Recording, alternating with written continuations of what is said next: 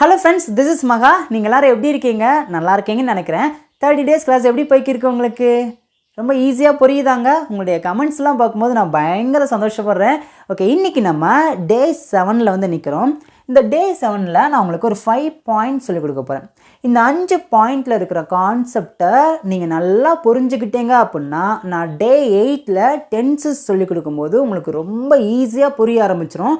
இந்த 5 பாயிண்ட்டை நீங்கள் கண்டிப்பாக தெரிஞ்சே ஆகணும். இது தெரிஞ்சால் மட்டும்தான் ஒரு ஃப்ளூவெண்ட்டான இங்கிலீஷ் உங்களால் பேச முடியும். ஃபர்ஸ்ட் ஒன் பாருங்களேன், 12 டென்சஸோட நேம்ஸ் உங்களுக்கு தெரிஞ்சிருக்கணும்.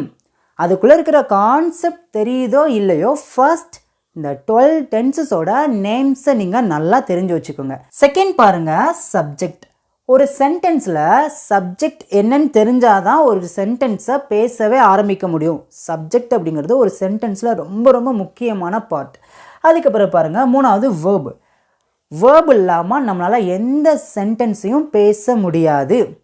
ஒரு சென்டென்ஸ்க்கு சப்ஜெக்ட் எவ்வளோ முக்கியமோ அதை விட வேர்பு ரொம்ப ரொம்ப முக்கியம். அதுக்கப்புறம் பாருங்கள், auxiliary verbs. Auxiliary verbs also called helping verbs அப்படின்னு சொல்லுவோம். இதை குறித்து நான் உங்களுக்கு டீட்டெயிலாக சொல்லிக் கொடுப்பேன். அதுக்கப்புறம் பார்த்தீங்கன்னா 12 டென்சஸோட காலம். நம்ம ஒரு சென்டென்ஸ் பேசுகிறோம் அப்படின்னா, அதாவது எந்த சென்டென்ஸ் நம்ம பேசினாலும் 12 டென்சஸ்குள்ளே தான் இருக்கும். அப்போ ஒரு சென்டென்ஸ் நம்ம பேசுகிறோம் அப்படின்னா அந்த சென்டென்ஸ் அந்த 12 டென்சஸ்குள்ளே எந்த டென்ஸில் இருக்குதுன்னு சொல்லிட்டு நமக்கு தெரிஞ்சால் தான் ஒரு சென்டென்ஸை பேசவே ஆரம்பிக்க முடியும். அதனால தான் நான் சொல்லியிருக்கேன், இந்த 5 point it's very very important. இதை நீங்கள் நல்லா புரிஞ்சுக்கோங்க. நான் ஒவ்வொன்றா உங்களுக்கு டீட்டெயிலாக சொல்லிக் கொடுக்க போகிறேன். வீடியோவை ஸ்கிப் பண்ணாமல் கவனமாக கவனிங்க. சின்ன குழந்தைங்க பார்த்தா கூட இந்த வீடியோவை அழகாக புரிஞ்சுக்கிடுவாங்க. ஏன் அப்படின்னா நம்ம இங்கிலீஷ் பேசலாம் ஃபேமிலியில் இருக்கிற எல்லாருமே பிகினர்ஸ் தான். நான் பிகினர்ஸ்க்காக மட்டும்தான் அந்த சேனலில் வச்சுருக்கேன். இப்போ நம்ம ஃபர்ஸ்ட் 12 டென்சஸோட நேம்ஸ் ஃபஸ்ட்டு பார்க்கலாம். ரொம்ப சிம்பிளுங்க. ஒன்றாவது பார்த்தீங்கன்னா சிம்பிள் ப்ரெசன்ட் டென்ஸ், செகண்ட் பார்த்தீங்கன்னா சிம்பிள் பாஸ்ட் டென்ஸ், மூணாவது சிம்பிள் ஃப்யூச்சர் டென்ஸ். இதெல்லாமே பார்த்தீங்கன்னா சிம்பிளில் இருக்கும். அதுக்கப்புறம் பார்த்தீங்கன்னா நாலாவது ப்ரெசன்ட் கண்டினியூஸ் டென்ஸ், அஞ்சாவது பாஸ்ட் கண்டினியூஸ் டென்ஸ், ஆறாவது ஃப்யூச்சர் கண்டினியூஸ் டென்ஸ். இந்த 3 டென்ஸ் பார்த்திங்கன்னா கண்டினியூஸில் இருக்கும். ஏழாவது பார்த்திங்கன்னா ப்ரெசன்ட் பர்ஃபெக்ட் டென்ஸ், எட்டாவது பாஸ்ட் பர்ஃபெக்ட் டென்ஸ், ஒன்பதாவது ஃப்யூச்சர் பர்ஃபெக்ட் டென்ஸ். இந்த 3 டென்ஸும் பார்த்திங்கன்னா பர்ஃபெக்டில் இருக்கும். பத்தாவது பார்த்திங்கன்னா ப்ரெசன்ட் பர்ஃபெக்ட் கண்டினியூஸ் டென்ஸ், 11வது பாஸ்ட் பர்ஃபெக்ட் கண்டினியூஸ் டென்ஸ், 12வது ஃப்யூச்சர் பர்ஃபெக்ட் கண்டினியூஸ் டென்ஸ். இந்த டென்ஸ் பார்த்திங்கன்னா பர்ஃபெக்டில் கண்டினியூவாக இருக்கும். ஓகேங்களா? இந்த 12 டென்சஸ் மட்டும் நேம்ஸ் மட்டும் தெரிஞ்சு வச்சுக்கோங்க. உள்ளே இருக்கிற கான்செப்ட் எனக்கு தெரியலையே அப்படிலாம் நினைக்காதீங்க. திங்கக்கிழமையிலேருந்து நான் உங்களுக்கு எல்லாத்தையும் புரிய வச்சுருவேன். நான் இங்கிலீஷை எந்த அளவுக்கு புரிஞ்சு கற்றுக்கிட்டேனோ அதை அப்படியே வந்து நான் உங்களுக்கு சொல்லிக் கொடுக்குறது தான் நான் இருக்கேன். ஓகேங்களா? இப்போ உங்களுக்கு 12 டென்சஸோட நேம்ஸ் தெரிஞ்சிருச்சாங்க. உங்களுக்கு சில நேரங்களில் குழப்பம், பர்ஃபெக்டாக, கண்டினியூவாக, பாஸ்ட்டாக, ப்ரெசண்ட்டாக, ஃப்யூச்சர், அந்த மாதிரி குழப்பம். கவலையே படாதீங்க. ஜஸ்ட் இது ஒரு ஆர்டராக வச்சுக்கோங்க. 12 டென்ஸ் இருக்குது, அவ்வளோதான். இந்த 12 டென்ஸோட நேம்ஸ்லாம் தெரிஞ்சிருச்சா? இப்போ நம்ம ரெண்டாவது பார்க்க போகிறது என்ன அப்படின்னா சப்ஜெக்ட். இப்போ நம்ம சப்ஜெக்ட் வேர்ப் இந்த ரெண்டையும் நம்ம சேர்த்து பார்த்துடலாம். நம்ம தமிழ்லையோ இங்கிலீஷ்லேயோ எந்த சென்டென்ஸ் பேசினாலும் அதில் சப்ஜெக்ட் வேர்ப் ரொம்ப ரொம்ப முக்கியம். இப்போ நான் உங்களுக்கு தமிழ்லேயே ஒரு சென்டென்ஸ் எழுதுகிறேன். நான் வருகிறேன். இப்போ ஃபஸ்ட்டு சப்ஜெக்ட்னா என்னென்னு பார்க்கலாம். ஒரு சென்டென்ஸில் ஒரு செயல் நடக்கும். அந்த செயலை யார் செய்கிறாங்களோ அவங்க தான் சப்ஜெக்ட். இங்கே பாருங்கள், ஒரு சென்டென்ஸில் ஒரு செயல் நடக்கும். இங்கே என்ன செயல் நடக்குது? வர்ற ஒரு செயல் நடக்குது. இந்த செயலை யார் செய்கிறாங்களோ அவங்க தான் சப்ஜெக்ட். இப்போ வர்ற செயலை நான் தான் செய்கிறேன். அப்போனா நான், இதை தான் நம்ம சப்ஜெக்ட் அப்படின்னு சொல்லுவோம். நல்லா புரிஞ்சுக்கோங்க. ஒரு சென்டென்ஸில் சப்ஜெக்ட் அப்படிங்கிறது ரொம்ப ரொம்ப முக்கியம். நான் என்ன சொல்லியிருக்கேன்? சப்ஜெக்ட் இல்லாமல் ஒரு சென்டென்ஸை பேச ஆரம்பிக்க முடியாது. Subject it's very important. சப்ஜெக்டை நம்ம தெரிஞ்சுக்கிட்டாச்சு. இப்போ அதுக்கப்புறம் ஒரு சென்டென்ஸில் ஓகே, இப்போ நம்ம சப்ஜெக்டை பார்த்தாச்சு. இப்போ அதுக்கப்புறம் பார்க்க போகிறது என்ன அப்படின்னா வேர்பு.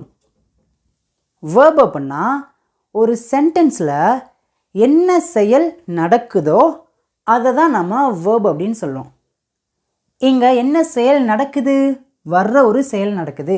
சப்ஜெக்டை நம்ம ஈஸியாக கண்டுபிடிச்சிட்டோம், வேர்பையும் நம்ம ஈஸியாக கண்டுபிடிச்சிட்டோம். ஆனால் வேர்பை நம்ம இன்னொரு விதத்தில் ஈஸியாக கண்டுபிடிக்கலாம். எப்படி அப்படின்னா, சப்ஜெக்ட் என்ன செயலை செய்கிறாங்களோ அதுவும் வேர்ப் தான். இப்போ சப்ஜெக்ட்னா நான் என்ன செயலை செய்கிறேன், வர்ற ஒரு செயலை செய்கிறேன் அப்படின்னா வர்றது தான் வேர்பு. அவ்வளோதான். ஈஸியாக புரியுதாங்க? நான் பேசிக்லேருந்து தான் சொல்லிக் கொடுக்குறேன். ஏன்னா இதுக்கப்புறம் டென்சஸ் சொல்லிக் கொடுக்க போகிறேன். இந்த டென்சஸ்க்குள்ளே இது எல்லாமே கண்டிப்பாக வந்தே ஆகும். அதனால தான் நான் பேசிக்காக சொல்லிக் கொடுக்கேன். ஓகேங்க, இப்போ சப்ஜெக்ட் வேர்ப் தெரிஞ்சிருச்சு.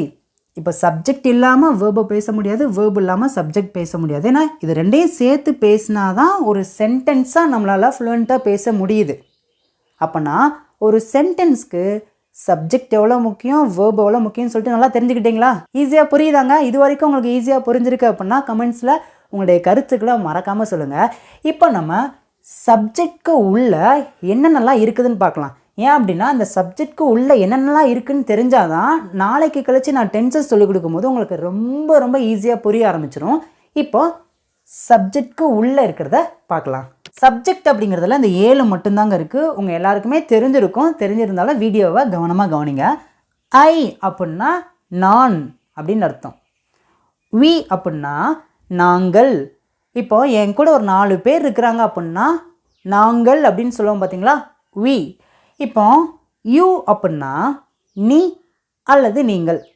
இங்கிலீஷில் பார்த்தீங்கன்னா யூ மட்டும்தான் வரும். ஆனால் தமிழில் நம்ம பேசும்போது நீ நீங்கள் இந்த 2 சப்ஜெக்ட்க்கும் நம்ம யூ தான் சொல்லுவோம். அடுத்து பாருங்கள், தே அப்படின்னா அவர்கள். தூரத்தில் ஒரு 4-5 பேர் நிற்கிறாங்க, நம்ம எப்படி சொல்லுவோம் அவங்கள? அவர்கள், தே. நெக்ஸ்ட் பாருங்கள், ஹீ அப்படின்னா அவன், ஒரு பையனை குறிக்குது. இப்போ இந்த ஹீ அப்படிங்கிற சப்ஜெக்ட்க்கு உள்ள மகா, என் பேர் மகா, மகா வரலாம், ராஜா வரலாம், குமார் வரலாம். ஹீ அப்படிங்கிற சப்ஜெக்ட்க்கு உள்ள எல்லா பசங்களுடைய பேரும் வந்துடும். புரிஞ்சிருச்சாங்க? இப்போ ஷீ அப்படின்னா அவள். இப்போ இந்த ஷீ அப்படிங்கிற சப்ஜெக்ட்க்கு உள்ள ராணி, இந்த மாதிரி எல்லாருடைய பொண்ணுங்களுடைய பேரும் இதுக்குள்ளே வந்துடும். எல்லா கேர்ள்ஸ் நேமும் இதுக்குள்ளே வந்துடும். இப்போ இட் அப்படிங்கிற சப்ஜெக்ட் அப்படின்னா அது. அது அப்படின்னா விலங்கோட பேர், இடத்தோட பேர், பொருளோட பேர், இது எல்லாமே பார்த்திங்கன்னா அது இட் அப்படிங்கிற சப்ஜெக்ட்க்கு உள்ளே வந்துடும். அதனால தான் சொன்னேன், இந்த 7 சப்ஜெக்ட்க்கு உள்ள இந்த உலகத்தில் இருக்கிற எல்லா பெயர்களும் இதுக்குள்ளே வந்துடும். இப்போ உங்களுக்கு சப்ஜெக்ட்க்கு உள்ள என்னென்னலாம் இருக்குதுன்னு தெரிஞ்சிருச்சா? இப்போ நம்ம அடுத்து பார்க்க போகிறது 3வது வேர்பு. வேர்ப் அப்படின்னா நம்ம எல்லாருக்குமே தெரியும், நம்ம டெய்லி செய்யக்கூடிய செயல்கள், ஆக்ஷன் எல்லாத்தையும் நம்ம வேர்ப் அப்படின்னு சொல்லுவோம். நமக்கு ஒரு சென்டென்ஸ் சிம்பிளாக பேசுவதற்கு பார்த்திங்கன்னா ஒரு சப்ஜெக்ட் ஒரு வேர்ப் இருந்தால் போதும், நம்மளால் ஒரு சென்டென்ஸை இங்கிலீஷில் பேச முடியும். வேர்ப் அப்படின்னா நம்ம டெய்லி என்னென்ன ஆக்டிவிட்டீஸ்லாம் பண்ணுறோமோ, என்னென்ன செயல்கள், என்னென்ன வேலைகள்லாம் பண்ணுறோமோ அது எல்லாத்தையும் நம்ம வேர்ப் அப்படின்னு தான் சொல்லுவோம். நான் என்ன சொல்லியிருக்கேன், ஒரு சென்டென்ஸ் பேசணும் அப்படின்னா சப்ஜெக்ட் வேர்ப் இருந்தாவே போதும். பேசிக்காக பிகினஸாக இருக்கிறவங்களுக்கு இது போதும் பேசுகிறதுக்கு இங்கிலீஷில். நான் உங்களுக்கு இன்னுமே சொல்லிக் கொடுக்கேன் பாருங்களேன். இப்போது நான் நடக்கிறேன், இப்போ ப்ரெசண்ட்டில் நான் ஒரு செயலை செய்கிறேன், அதை ஒரு சென்டென்ஸாக பேசணும் அப்படின்னா ரொம்ப சிம்பிளுங்க. நான் அப்படின்னா ஐ, நடக்கிறேன், நடக்கிறதுக்கு என்ன இங்கே பாருங்கள், வாக், ஐ வாக், நான் நடக்கிறேன். இப்போ இந்த ஐனா என்னது? சப்ஜெக்ட். வாக் அப்படின்னா என்னது? வேர்ப். புரிஞ்சிருச்சாங்க? சப்ஜெக்ட்னா என்ன? ஒரு சென்டென்ஸில் ஒரு செயல் நடக்கும், அந்த செயலை யார் செய்கிறாங்களோ அவங்க தான் சப்ஜெக்ட். இங்கே நடக்கிற ஒரு செயல் நடக்குது, இந்த நடக்கிற செயலை நான் தான் செய்கிறேன், அப்போ நான் தான் சப்ஜெக்ட், ஐ தான் சப்ஜெக்ட். என்ன செயல் செய்யப்படுதோ அதுதான் வேர்ப். நடக்கிற ஒரு செயல் செய்யப்படுது, நடக்கிறது தான் வேர்ப், வாக் தான் வேர்ப். இப்போ படி, நாங்கள் படிக்கிறோம். சொல்லுங்கள், ஆன்சர் தெரிஞ்சுன்னா அப்படியே வரிசையாக கமெண்ட்ஸில் டைப் பண்ணிட்டே வாங்க பக்கம். நாங்கள் படிக்கிறோம். நாங்கள் அப்படின்னா வி, படிக்கிறதுக்கு என்ன? ஸ்டடி. வி தான் சப்ஜெக்ட், ஸ்டடி தான் வேர்ப். அவ்வளோதாங்க. அடுத்து பாருங்களேன், நீந்து, நான் நீந்துறேன். ஐ ஸ்விம். அவ்வளோதாங்க. இப்போ அடுத்து பாருங்களேன். தூங்கு, நான் தூங்குறேன். I sleep. விளையாடு, அவன் விளையாடுகிறான். எப்படி சொல்லலாம்? He play. கரெக்டா இந்த சென்டென்ஸ்? இந்த சென்டென்ஸ் மட்டும் கரெக்டு கிடையாது. ஏன் கேட்குங்களா? ப்ளே அப்படிங்கிற வேர்ப் கூட எஸ் அப்படிங்கிற ஒரு வேர்டை நம்ம ஆட் பண்ணணும். இதை பார்த்திங்கன்னா நான் உங்களுக்கு சிம்பிள் ப்ரெசன்ட் டென்ஸில் நான் உங்களுக்கு சொல்லிக் கொடுப்பேன். ஜஸ்ட் இந்த கான்செப்ட்லாம் புரிஞ்சிருச்சா? நான் நடக்கிறேன், ஐ வாக். நாங்கள் படிக்கிறோம், வி ஸ்டடி. நான் நீந்துறேன், ஐ ஸ்விம். நான் தூங்குறேன், ஐ ஸ்லீப்.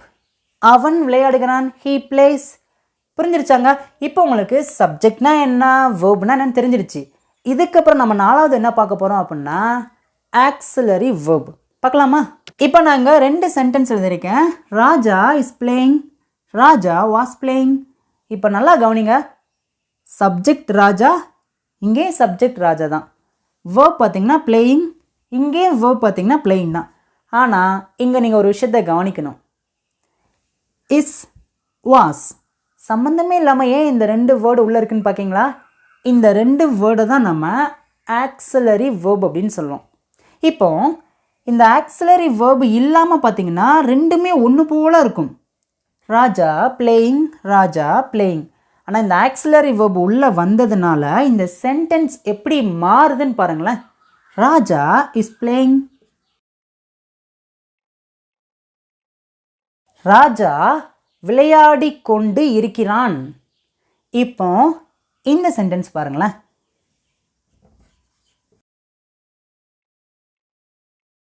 ராஜா விளையாடி கொண்டு இருந்தான். இப்போ தமிழில் பாருங்கள், இந்த 2 சென்டென்ஸ்க்கும் எவ்வளோ பெரிய டிஃப்ரென்ஸ் இருக்குது பாருங்களேன்.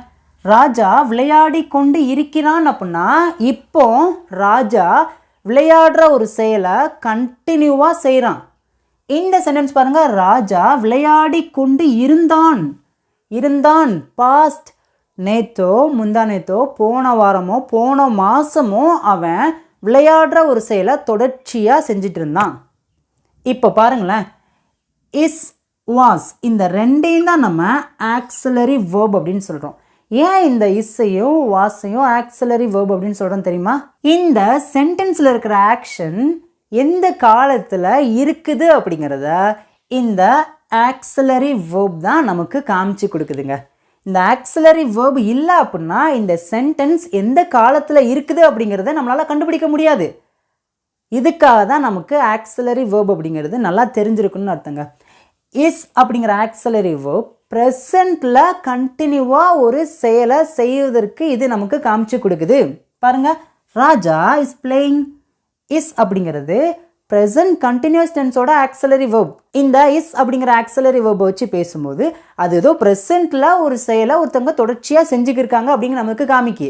இப்போ அடுத்து பாருங்கள், வாஸ் அப்படிங்கிறது ஒரு ஆக்சிலரி வேர்ப். இந்த வாஸ் அப்படிங்கிறது நமக்கு என்ன மீனிங் கொடுக்குது அப்படின்னா கடந்த காலத்தில் ராஜா அப்படிங்கிற ஒரு பையன் தொடர்ச்சியாக விளையாடி கொண்டு இருந்தான் அப்படிங்கிறத இந்த வாஸ் தான் நமக்கு காமிச்சு கொடுக்குது. இந்த 2 சென்டென்ஸில் இருக்கிற சப்ஜெக்டும் வேர்பும் ஒன்று போல தான் இருக்குது. ஆனால் இந்த 2 சென்டென்ஸில் இருக்கிற செயல்கள் வெவ்வேறு காலத்தில் நடந்திருக்கு. அந்த வெவ்வேறு காலத்தில் நடந்திருக்கு அப்படிங்கிறத நமக்கு காமிச்சு கொடுக்குறதே இந்த ஆக்சிலரி வேர்ப் தாங்க. இதை நம்ம ஹெல்பிங் வேர்ப்ஸ் அப்படின்னு சொல்லலாம். இப்போ ஆக்சிலரி வேர்போட யூசேஜ் என்னன்னு தெரிஞ்சிருச்சா? அதை எங்கே பயன்படுத்தணும், அதோட யூஸ் என்னன்னு தெரிஞ்சிருச்சாங்க? நான் உங்களுக்கு திங்கக்கிழமைலேருந்து பார்த்தீங்கன்னா டென்சஸ் ஆரம்பிக்க போகிறேன். அப்போது நீங்கள் கஷ்டப்பட்டு கற்றுக்கூடக்கூடாது அப்படிங்கிறதுனால தான் நான் இப்போவே இதை நான் உங்களுக்கு ரொம்ப டீட்டெயிலாக பொறுமையாக சொல்லிக் கொடுத்துருக்கேன்.